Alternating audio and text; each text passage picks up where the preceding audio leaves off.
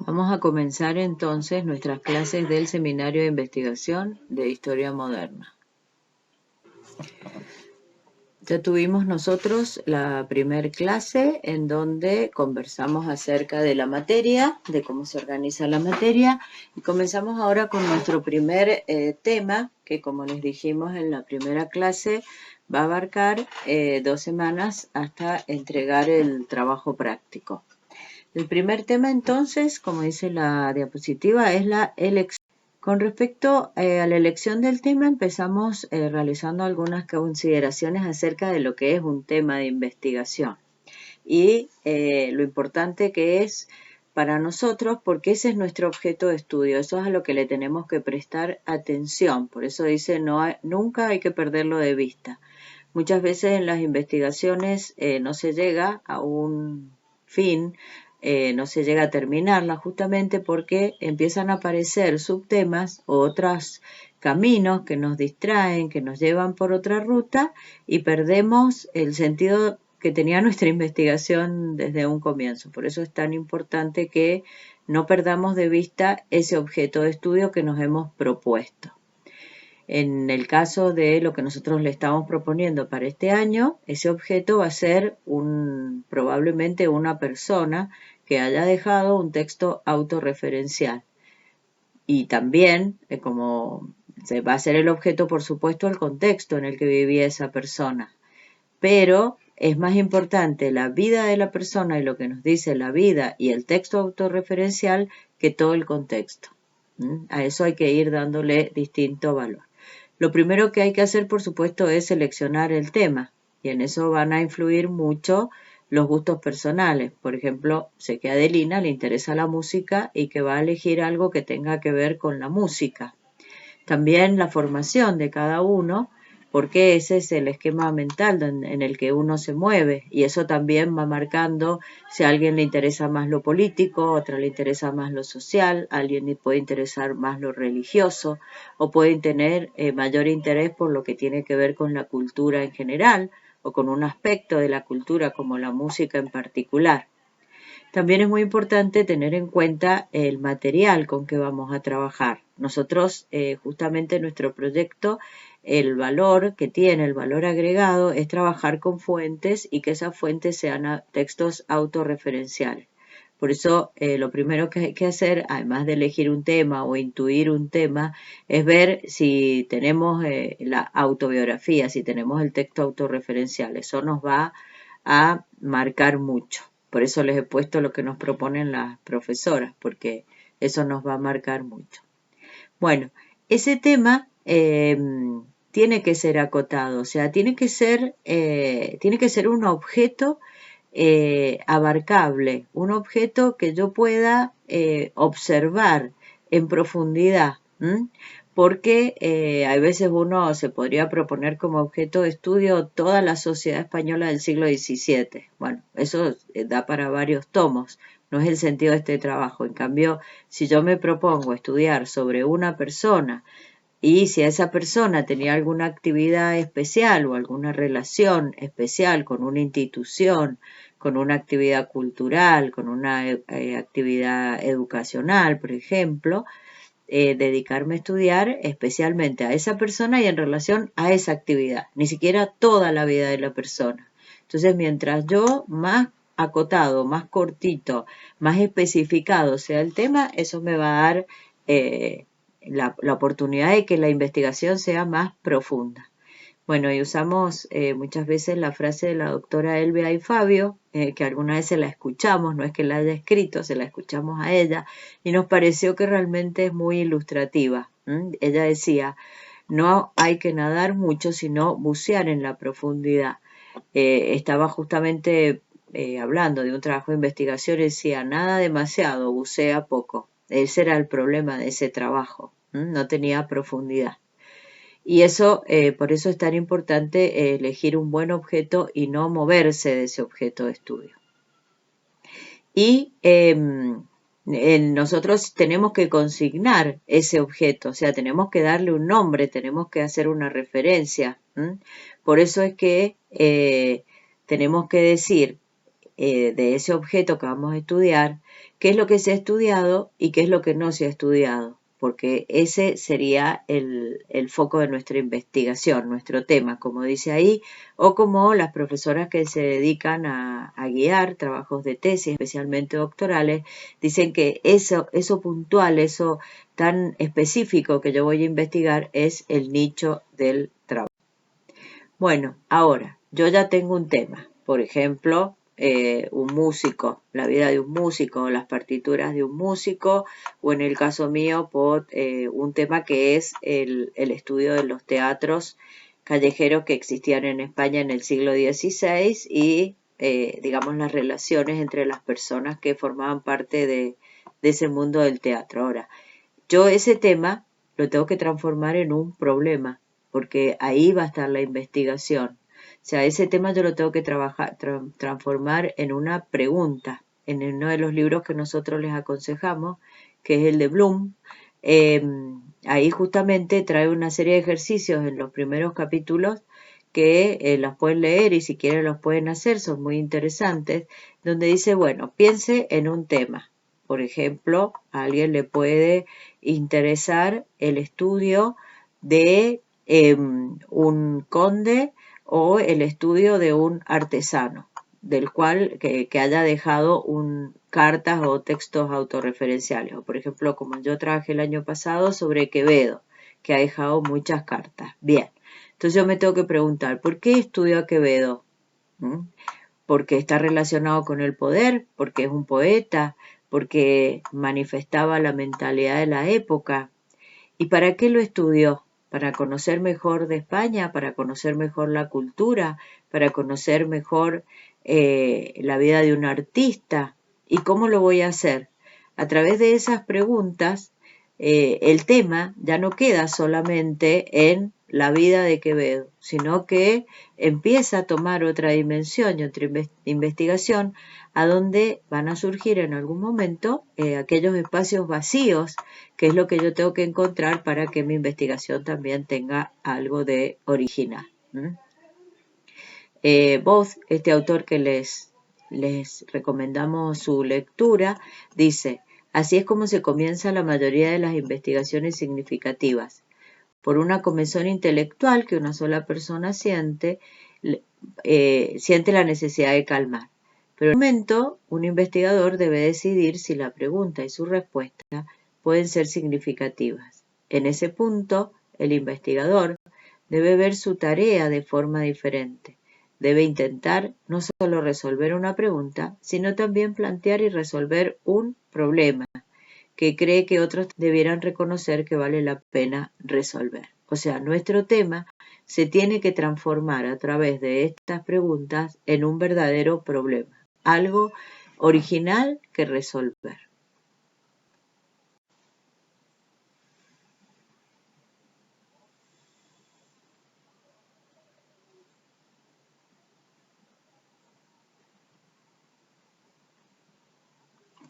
Bueno, ese tema que nosotros hemos encontrado en algún momento va a formar parte de nuestro trabajo de investigación y por lo tanto va a tener un título, va a ser el título en realidad.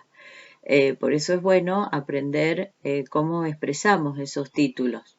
Por lo pronto tiene que ser una expresión breve y que en esa pequeña expresión, en esa oración si quieren, se condense todo el tema de la investigación. Por eso hay veces es necesario ponerle un subtítulo al tema, porque el tema tiene que, el título del tema tiene que ser sencillo, pero a veces los subtítulos es lo que nos amplía, nos da más ideas acerca sobre el tema mismo, lo complejiza, de alguna manera puede expresar el problema que vamos a investigar y hasta una cierta anticipación de los resultados y los enfoques o alcances que ese tema va a tener. La profesora que nosotros también le hemos propuesto en la lectura, que es la profesora Cubo, ella, como es profesora de literatura, además de lengua, nos va a dar siempre muchos consejos sobre cómo escribir las cosas. Y en el caso del título dice que hay que lograr una nominalización del título o subtítulo. O sea, hay que transformarlo en un nombre. Yo ahí les pongo el ejemplo de los corrales de comedia, justamente, que yo podría poner: los corrales de comedia se desarrollaron en la calle durante el siglo XVII en España.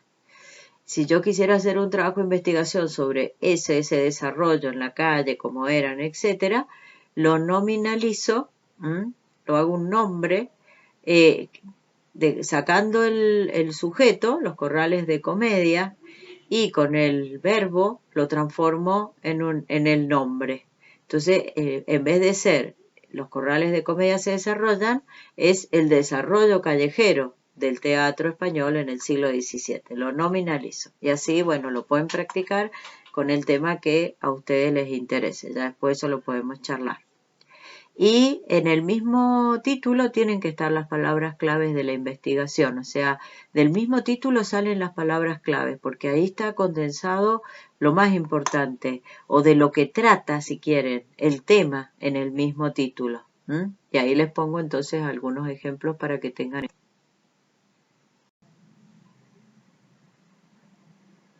Otra cosa que consta desde el principio en la investigación, en esta primera parte, que sería la introducción a nuestro trabajo de investigación, son los objetivos. Nosotros recién decíamos que teníamos que encontrar un tema, ese tema transformarlo en un problema para que sea verdaderamente un tema de investigación. Ahora, ese problema que hemos descubierto, a su vez, nos va a conducir a los objetivos. O sea, cuando nosotros decíamos recién, ¿para qué estudiamos esto? ¿Por qué estudiamos esto? ¿O cómo estudiamos esto? Bueno, ahí van apareciendo los objetivos para lograr, para poder completar, para desarrollar, lo que sea, ¿no es cierto? Van apareciendo los objetivos que nos van a indicar lo que nos proponemos hacer, cómo va a ser la investigación. Generalmente en todos los trabajos se pide que uno tenga un objetivo general que corresponde a todo el tema, pero empiezan a aparecer objetivos más específicos, porque todo tema tiene un centro, un eje, pero siempre tiene muchas variables, que es lo que lo hace distinto. Por ejemplo, si yo estudio los corrales de comedia, los corrales callejeros, y la gente, digamos, o el público, o las personas que participaban en ese teatro, bueno, entonces me van a aparecer un montón de variables que van a tener que ver, por ejemplo, con la política, porque había ordenanzas que regulaban el teatro, otros temas que tienen que ver con lo económico, porque de los teatros, digamos, se obtenía dinero para mantener los hospitales en esa época. Otro tema que puede tener que ver con lo social, porque hay que ver qué estamentos y qué estratos participaban dentro del teatro. Entonces, fíjense cómo empiezan a aparecer un montón de variables alrededor de un solo tema. Y a cada una de esas variables nosotros le vamos a dar un objetivo más específico. Los objetivos, así como decimos que el tema siempre hay que tenerlo presente, no moverse del tema, los objetivos son justamente los que ponen el límite, digamos, al camino y nos permiten o no nos dejan, al contrario, no nos dejan que nos vayamos del tema, sino que si nosotros atendemos y tratamos de cumplir esos objetivos, vamos a mantenernos dentro del científico. Bueno, otro elemento fundamental en todo el trabajo de investigación es la hipótesis. Así como nosotros hemos descubierto un tema, lo hemos transformado en problema. Ese problema, para poder, digamos, solucionarlo, nos ponemos ciertos objetivos que ir cumpliendo. A la vez, a ese problema, nosotros intuitivamente se nos aparece una solución. O sea, pensamos que ese problema puede llegar a ser solucionado de tal o cual manera, pero no estamos seguros, lo tenemos que probar. Entonces, esa posibilidad de solución, esa idea que se nos aparece a nosotros, o sea, las hipótesis, digamos, hay que sostenerlas y es un elemento de pura lógica, no es un invento ni un guitarreo, pero de todas maneras es algo muy personal, es algo que a mí se me ocurre. Por eso esa cita, de sin la hipótesis la investigación dejaría de ser aventura y sin aventurarse no hay ciencia. O sea, muchos de los descubrimientos que se han hecho a lo largo de la historia comenzaron justamente con hipótesis que algunas veces hasta parecían bastante alocadas, pero la pasión del investigador lo llevó a buscar los medios de probarlas. Hay que probarlas, ¿no? Porque la hipótesis, el tema es que en todo el desarrollo del trabajo hay que probar si la hipótesis se cumple o no.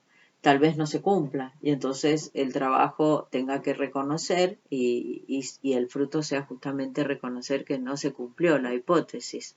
Por lo tanto, es un pronóstico, ¿eh? Hay un problema y frente a ese problema yo pienso que la solución puede ser esta. Dice, para ser más específicos, la hipótesis indican lo que tratamos de probar y se definen como explicaciones tentativas del fenómeno a explicar. Deben ser formuladas a manera de proposiciones, o sea, como afirmaciones. Las hipótesis nunca son negativas, no son lo que no va a ser, sino siempre son un intento de solución a un problema con lo que pensamos o expresamos que pensamos que va a solucionar ese problema.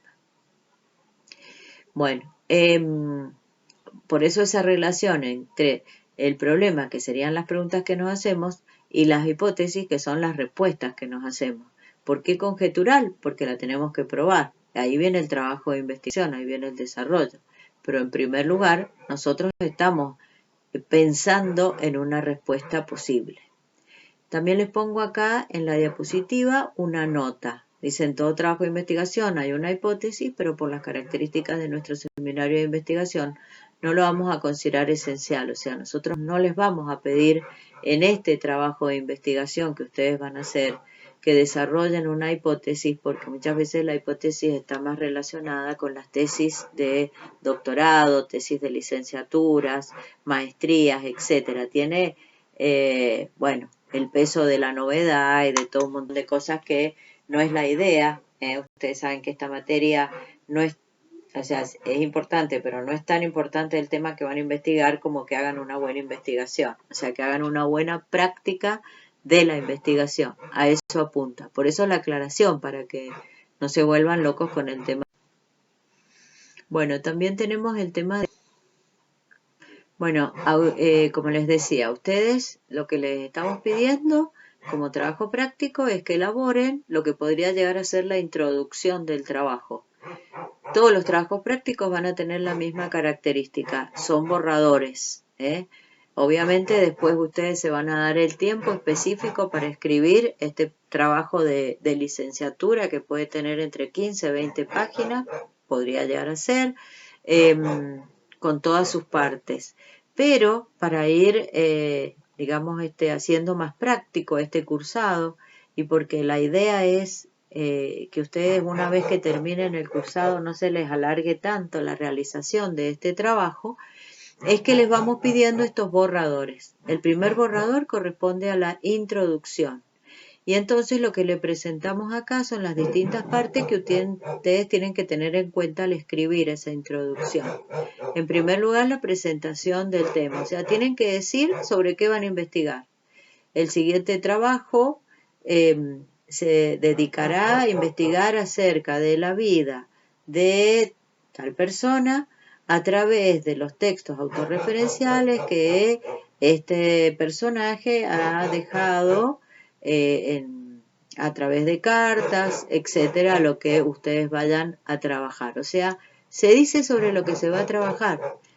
Si yo el año pasado trabajé sobre Quevedo, mi introducción tiene que empezar diciendo: el siguiente trabajo se dedica a estudiar en las cartas escritas por Francisco de Quevedo a distintos personajes históricos de su época, a través de las cuales vamos a indagar sobre su vida, sus intereses, etcétera, etcétera, etcétera. O sea, tengo que decir de qué voy a hablar.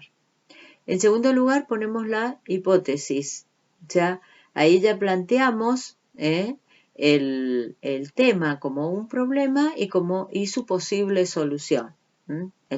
Digamos, estaría acá incluido el tema del problema y de la hipótesis como respuesta.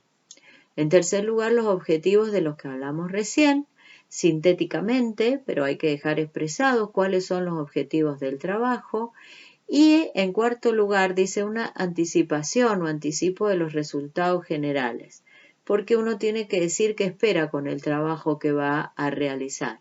En cierta manera, esto se relaciona mucho con la hipótesis. El trabajo no está terminado. Ustedes probablemente me digan cuando presenten este trabajo práctico, ni siquiera estoy segura que es lo que voy a investigar, no importa, pero tomamos cualquier tema, si ustedes no han encontrado todavía el tema, tomamos cualquier tema y lo trabajan como si fuera el tema de investigación. Y por último dice estructura de la tesis, o sea, uno tiene que, cuando ya escribe la introducción, ahora va a ser todo más rápido, pero cuando uno ya escribe la introducción, en realidad tiene el trabajo, digamos, en la cabeza. Es más, algunos aconsejan escribir el trabajo y dejar para último momento la introducción y las conclusiones. Pero bueno, ahora vamos a ir ordenándonos según nuestra metodología acá en el seminario.